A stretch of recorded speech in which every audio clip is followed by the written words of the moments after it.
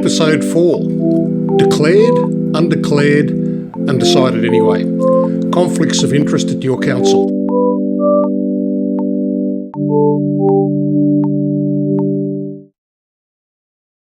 Oh, this is Steve Prothero and Maree Duffy-Moon. Hi, team. Hi, Maree. How you going? And decided anyway about conflicts of interest and if they're declared in council or if they're not declared in council. So we'll be covering a fair bit of ground today. So first up, in New South Wales local government, the simple explanation is this: a councillor must not just feel they can be fair. If they have a private interest that could reasonably be seen as affecting their decision, they must disclose it and manage it properly. There are two main types. A pecuniary interest is a money or property interest. This includes where the councillor, their spouse, partner, close family members, employer, business partner or company may gain or lose financially from a council decision. Under the Local Government Act 1993, councillors must disclose pecuniary interests and generally must not take part in discussion or vote in the matter. They should, in essence, leave the chamber and not take part in the vote. The New South Wales Act contains the pecuniary interest rules in Chapter 14, Part 2, including disclosure of participation restrictions. Now, a non-pecuniary conflict of interest is not necessarily about money. It can arise from friendships, family relationships, club memberships, political loyalties, community groups, personal hostility, or any private interest that can make a reasonable person think the councillor might not be impartial. As well, the New South Wales Model Code of Conduct says non-pecuniary interests are private or personal interests and can commonly arise from family, personal, sporting, social, religious, cultural and other associations. A council has to ask themselves, do I, my family, my business, my club, close associates or some organisation I'm involved with stand to benefit or be affected by this decision? Would a fair-minded member of the public think it might be influenced? So note there that it's not about what they personally think, oh, I know she's right, mate. It's about what the average Joe on the street would think if this was raised. Maree, what have you thought about this, and in your experience in council, what are the things that have come up? And maybe we can then talk about some of the current ICAC matters that you've been following. So over to you. The idea of pecuniary and non-pecuniary interest is something a lot of people don't understand. You don't go into council often as a councillor understanding these concepts and even having to think about for a minute about who might be related to you or somebody that you know that possibly could have some link to council. What happens if your granddaughter happens to work at council and you're now a councillor? What does that mean? How does it work if perhaps you've got an interest in a property, for instance, and that it might be coming up for sale? You might have been involved in that in some way. I think the pecuniary interest, the financial stuff, is probably easier to explain. The non-pecuniary interest, I think, is what gets people into trouble, and I often saw this happen.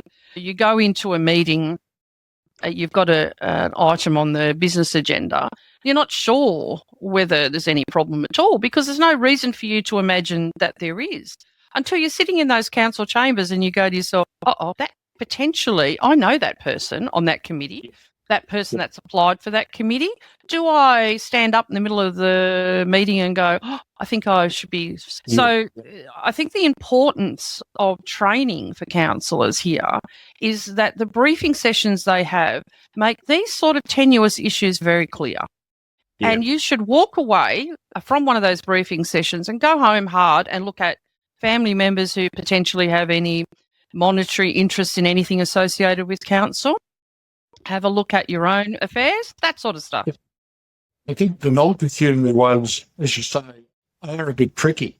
The issue is, even if you over-declare, that's probably better because you can stay in the chamber for those non-pecuniary issues. So it really is, from my perspective, we had similar issues in the public sector where if you had even the slightest sort of thing, you'd make the declaration and then the chair in that scenario would talk through it. Now, that doesn't quite often happen in council. Well, no. That's so over-declaration is much better than thinking, oh, she's right, mate, I'll just let it fly.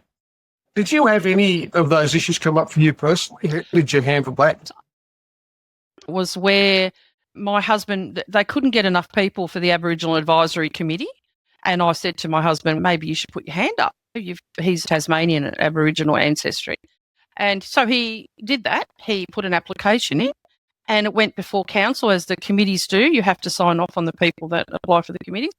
And I declared a non-pecuniary interest and I left while they made the vote. When I came back, they told me they hadn't been accepted, but they wouldn't tell me why. I had no idea what the basis was for that. In the meantime, I understood that a certain councillor whose landlord was seeking a committee position was approved. Now, there was a severe lack of balance there. They didn't leave the room and they didn't declare an interest. So there's what you're talking about, pretty much both of the frustration with somebody else not declaring when you do the right thing. What punishment is there? What happens? Absolutely nothing. It's just recorded. Right. You didn't declare or you declare, but there's no actual punishment or no slap on the wrist or means nothing.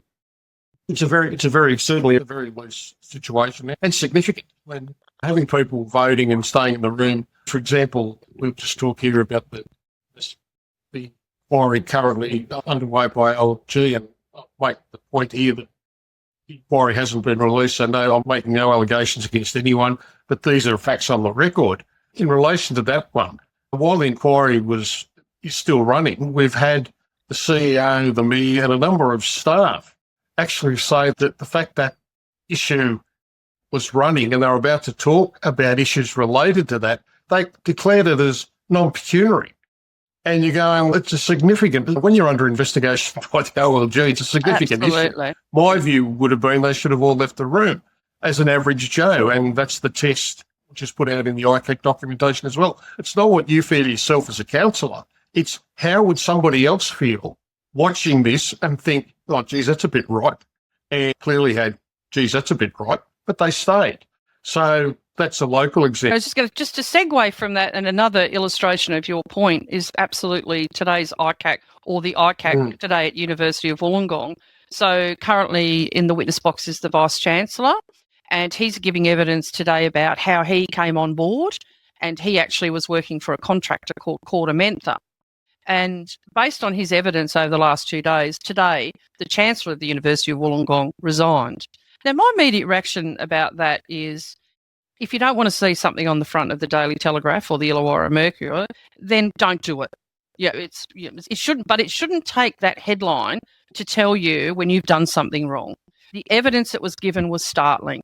It was like waiting for someone to pull the pin on a grenade because the lead up to it was slow. And as usual, it's like a stalking horse with the council assisting, asking questions and then providing documentation. So, Maree, do you think, and I think you, in one of our previous episodes, put a really good point about ICAC's role.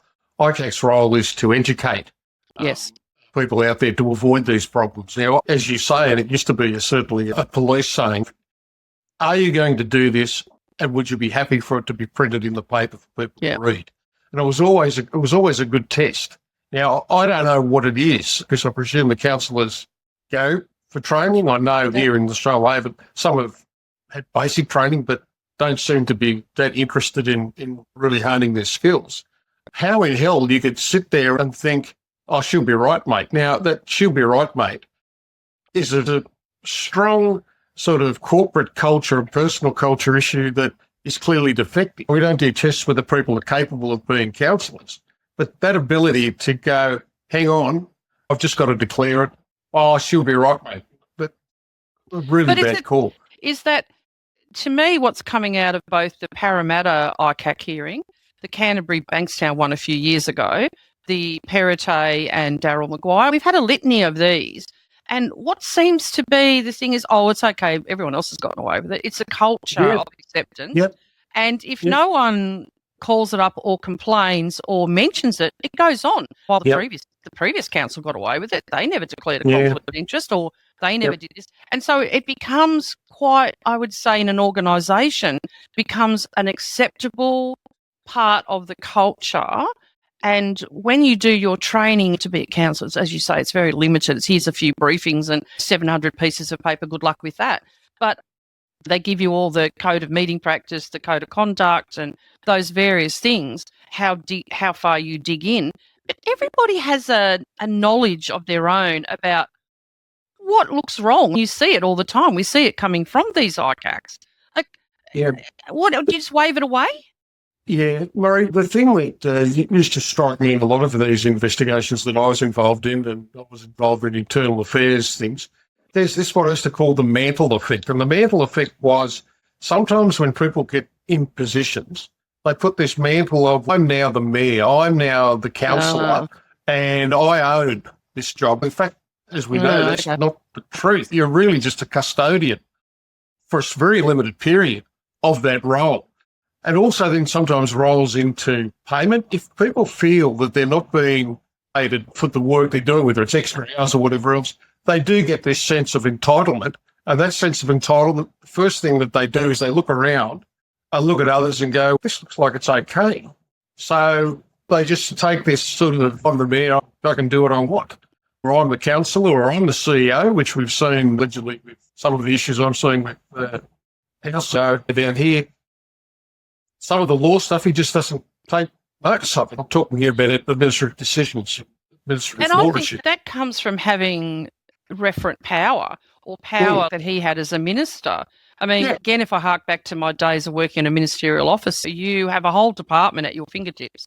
So if you get what I would describe as a brain fart and go, oh, I don't think I like the way that's happening, send away a request to the department and ask them to provide me a report on X. Then you get a ministerial folder. So you come along as the chief of staff, I come along and I look at all of those reports and I go, I'm not going to say that, and my boss is not going to say that in public. And so you give it, but there's a lot of power in even requesting that information and what you then do with that information.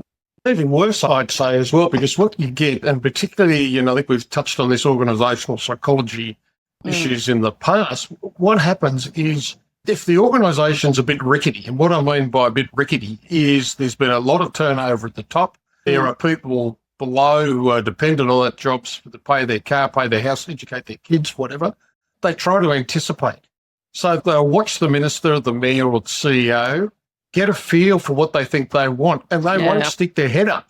No. They'll provide a slanted version of stuff to the CEO or the minister, thinking they're doing the right thing. And if that's then rewarded, it's just sort of self-generating process. There's a real risk in the power associated, and there's a real risk of people then thinking, it's only mine, I don't need to declare that, and off you go. It's a second tier to that. And I think it is where, and I call it the survivor principle. So you'll see people in organisations, particularly in a council is a good example, where there's some people that have been there for 20 years, 25 years. We have a governance officer, I think, that's been there for 30 years. And you say to yourself, how have you survived the period of changeover for many sets every 4 years? How has that person survived? And yet you see bodies on the ground everywhere else at every restructure. And it is the survival instinct. So the culture is built by a certain group of people who then maintain that culture. Now, that culture might be don't ask, don't tell. That's a common one. Keep any information that the new people coming in get to an absolute minimum. But if if you're of one persuasion or another, say you're SIG or you're Labor, and your council is either of those particular councillors may get more information. So the don't ask, don't tell becomes specific to one group of people. So you've got a really fractured culture both inside the organisation and outside the organisation, and it is survival. It's survival. Well, as we've said before, we're all monkeys, and the thing that monkeys is they watch all the other monkeys and they work out how not to get hit with the coconut and how to get a good share of the food. If they have a crook leg one day, that another monkey's going to give them food. So it's all this reciprocity stuff that goes on, and then there's the attitude, and I'm safe in this environment, making decisions that aren't so good, but I'm going to be rewarded, and nobody's going to find out. Monkey see, monkey do, but don't eat your own poo. That's right. Here, for example, in Shoalhaven, and I've said this in one of the previous episodes, nobody's been watching this council closely, ever. No. I'd like to think that I've changed that, but I'm not too popular in terms of raising these issues. But we've had 40 years of SIG councils, and we've had inquiries. We had developer issues with Councillor Watson, which was documented. It's not an accusation, it's a fact. And those lessons get passed on, particularly like a group like SIG, is this is how you do it. This is a bit short of money, perhaps this is just my opinion, but no fact.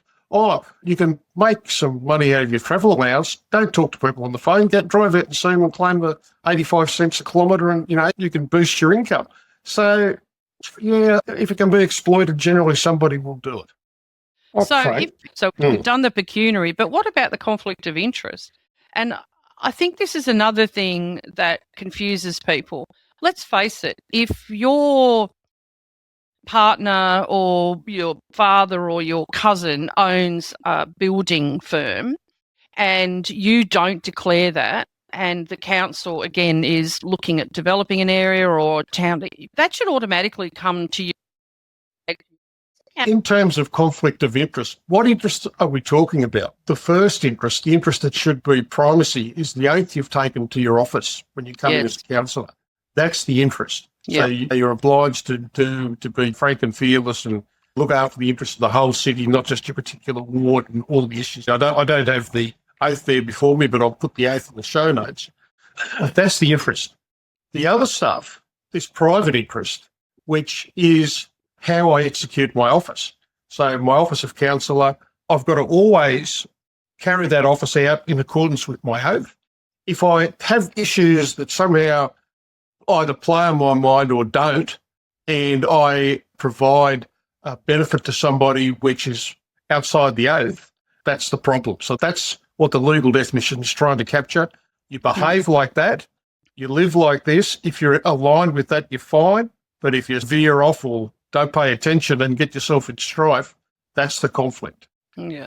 And that's what we're seeing played out in all the various ICACs, the Parramatta Council, ICAC, and now certainly the University of Wollongong. Clearly the Vice-Chancellor had a conflict of interest because he worked for Cordamentha, and Cordamentha are the private company that look at restructuring and reorganising and evaluating and all that sort of stuff. Now, you can't work for Cordamentha, be employed as a Vice-Chancellor at $1 million, and then say, oh, there's no conflict of interest if they go to tender and you support that tender.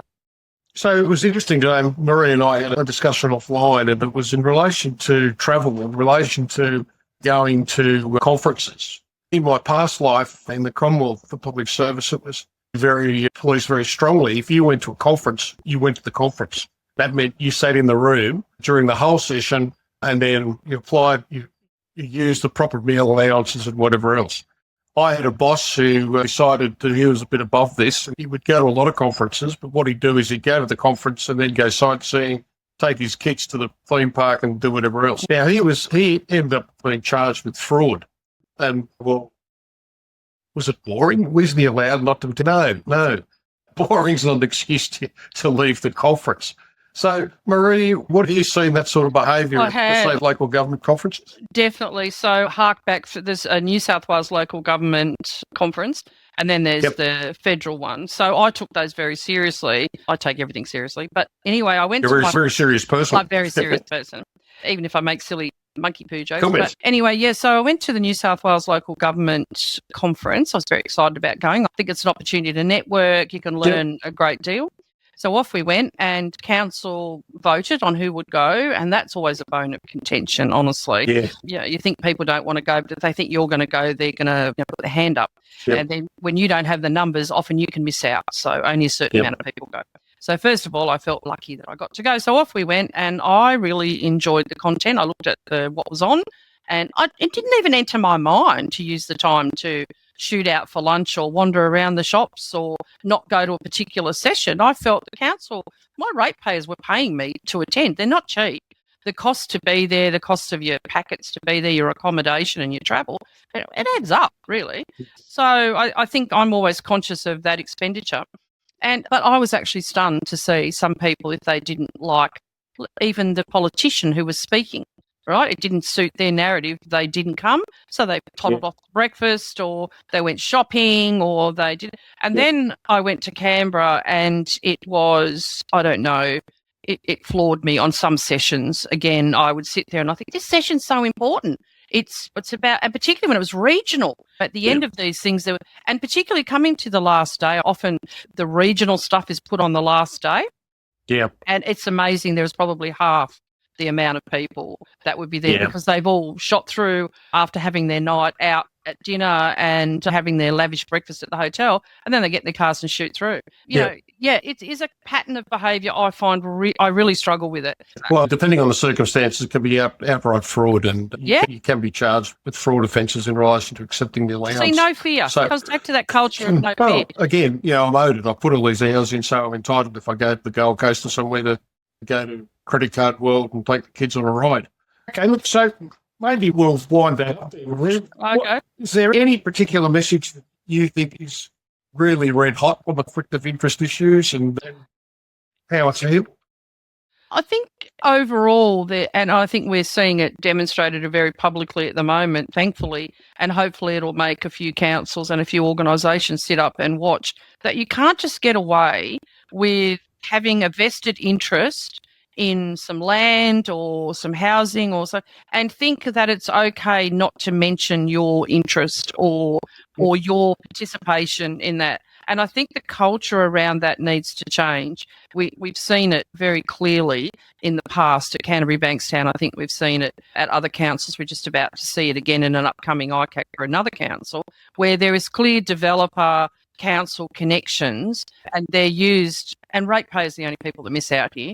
For other people who are tendering for a job, for instance, if it keeps going to a same contractor, that's a conflict. Obviously, there's some work going on in the background.